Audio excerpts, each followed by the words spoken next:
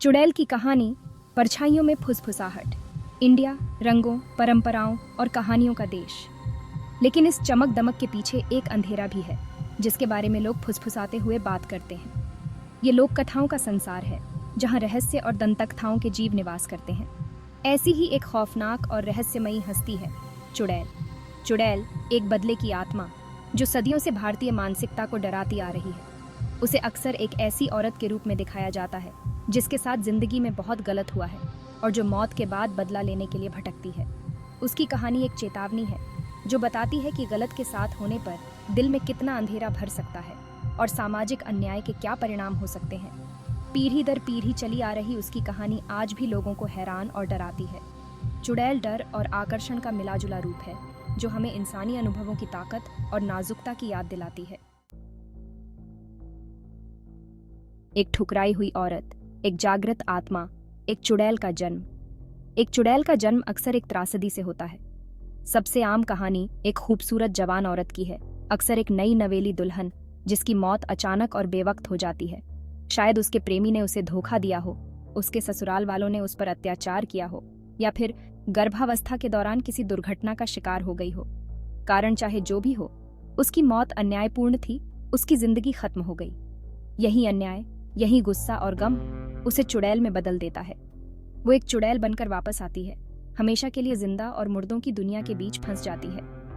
अब वो मासूम नहीं रही, चुड़ैल अब बदला चाहती है। वो उन पुरुषों को अपना निशाना बनाती है जो उसके अत्याचारियों से मिलते जुलते हैं। अपनी अलौकिक सुंदरता से उन्हें मौत के जाल में फंसा लेती है।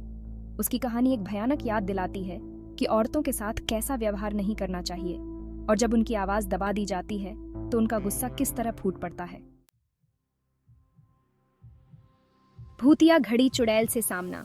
कहते हैं कि चुड़ैल वीरान जगहों पर भटकती है, चौराहे, खंडहर और बेशक अपनी मौत की जगह पर। उसे अक्सर बिखरे हुए रूप में वर्णित किया जाता है। उसका कभी खूबसूरत चेहरा गुस्से से भयानक बन जाता है। उसके लंबे काले बाल अक्सर उलझे हुए और बिखरे हुए होते हैं।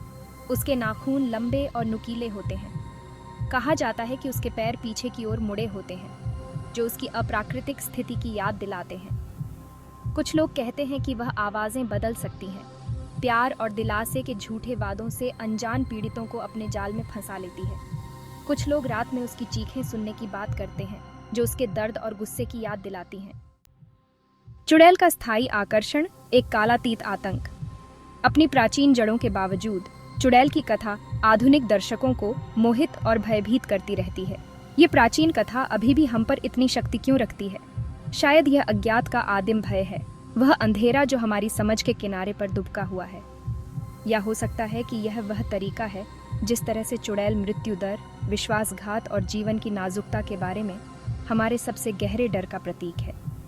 कारण जो भी हो, चुड़ैल आतंक का एक शक्तिशाली प्रतीक बनी हुई है। उसकी कहानी अंतहीन रूप से अनुकूलनीय और प्रासंगिक है। किताबों और फिल्मों से लेकर ग्राफिक उपन्यासों और वीडियो गेम तक चुड़ैल समकालीन मीडिया में नया जीवन पाती रहती है।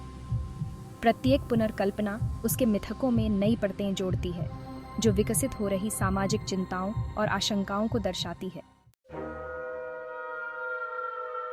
निष्कर्ष: चुड़ैल की विरासत एक खौफनाक याद, त्रासदी और अन्याय से जन्मी एक भयानक शख्सियत चुड़ैल भारतीय कल्पना को आतंकित करती रहती है।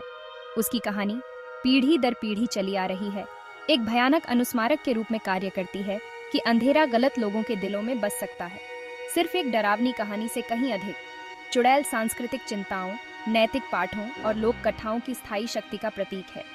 वह हमें महिलाओं का सम्मान करने, उनकी आवाज़ सुनने और उनके दर्द को स्वीकार करने के महत्व की याद दिलाती है।